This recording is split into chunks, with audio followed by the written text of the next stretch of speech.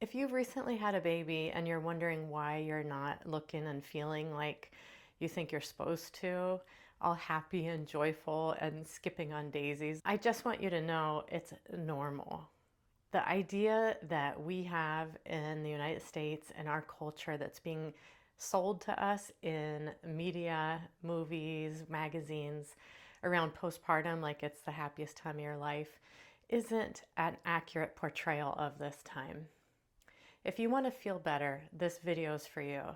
I'm going to go over why it's so important to realize the disconnect between our internalized image of postpartum and what we're really feeling, being honest about our feelings, and getting in touch with what's underneath feeling discontent.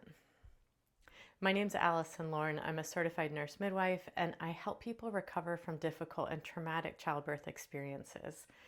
Please download my free postpartum care checklist. It's full of tips and tricks to help create more comfort and ease in the postpartum period. Now, this video is going to be targeted at the postpartum parent that is feeling a sense of dissatisfaction and discontentment. First of all, I just want you to know you're not alone. The majority of people in their postpartum period are literally exhausted. Sleep deprivation is so common. Put that on top of recovering from physical trauma and discomfort, as well as the fluctuation of hormones in the postpartum period. And that's why we see this phenomenon called baby blues. Now, baby blues usually resolves within a couple weeks. It's a light feeling of malaise and what we call dysthymia, when it just feels like your body's out of whack and you're not your usual self and you don't have a lot of energy and you're not very motivated. Baby blues is usually self-limiting and it's fine. It's actually a time that you're supposed to just lay in bed with the baby. We don't recommend that you're running around or trying to return to your level of activity during pregnancy or even before pregnancy for that matter. The laying in time can last up to 40 days, 6 weeks in some cultures, and it really is a time for you to settle in, tuck in, and be with the baby, trying to get as much skin to skin as possible and trying to promote bonding and breastfeeding and closeness with the family, with the baby being at the center. When we see depression coming in, it's really when there is an interruption with the ability to execute your activities of daily life. Often we see parents taking care of the baby well, like still understanding that the baby's needs need to be met, but not taking very good care of themselves.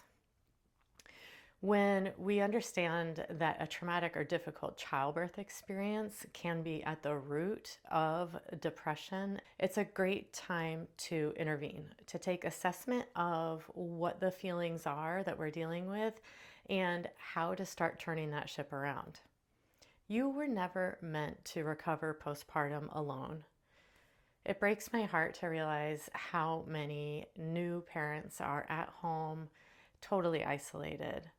It's not how we're wired as human beings. We're social animals and we thrive in community. Now, I just want to get into a little bit deeper about how to feel better when you're trending towards depression. If you're a postpartum parent and you feel not only exhausted, but you've gone through baby blues and now it's starting to feel like you're not coming out of it, we need to start looking at what are the underlying feelings. The secret to feeling better is to feel your feelings.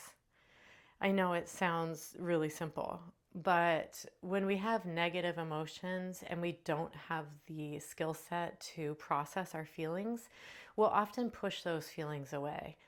And what we really need to do is have a gentle sense of curiosity about those feelings and a sense of inquiry about where those feelings are coming from. I can tell you from experience, what I frequently see is that it was a difficult birth, even a traumatic birth experience that might be too much to handle, too much to process alone. And so we're pushing those feelings away. But what happens is they kind of come out sideways.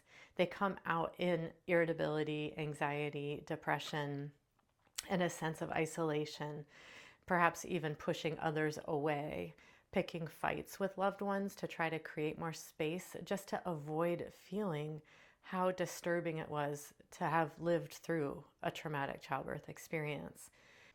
What trauma does is that it changes the brain. It creates a hypervigilant state. It creates a sense of fear that things could go wrong at any minute. It creates a sense of worry and anxiety. And so when we're getting into trauma work and healing trauma, it's about taking small bites, small pieces at a time, and working with that story, trying to find a way to rework the story, capitalizing on your strengths. And we're doing trauma work. We don't want to re-traumatize you. You don't need to relive the experience and tell the story all over again in a way that activates your sympathetic nervous system. So if you're starting to feel sweaty or anxious or nauseous just by trying to tell the story, it's time to take a few steps back, tune into your breath, ground in the body, try to activate your senses, the five senses of taste, touch, smell, sight, and hearing. Find things around you that can help you bring you into the present moment. And then titration is coming in and out of that story while grounding in the present moment and helping your brain understand that you are safe now. This is the work that I offer in my coaching program, and we have a safe space in groups where people understand how important it is to create safety in telling story, and that we want to find a way to tell a new story and reach for something that's a positive in this experience for you. This really is a way to shift the trajectory towards deeper depression. In doing this work and feeling your feelings, this is the key to moving through these difficult experiences. This is the key to creating more expansion in the soul, in the mind, in the body, of being able to reclaim parts of ourselves that we pushed away in order to survive. My name's Allison Lorne. This is Holistic Birth Recovery. Please follow along for more content on the topic. Visit my website to learn more. Download that free checklist and subscribe. Please like and comment below if you have any questions or you'd like to see me address certain things in upcoming videos. Thanks so much for watching.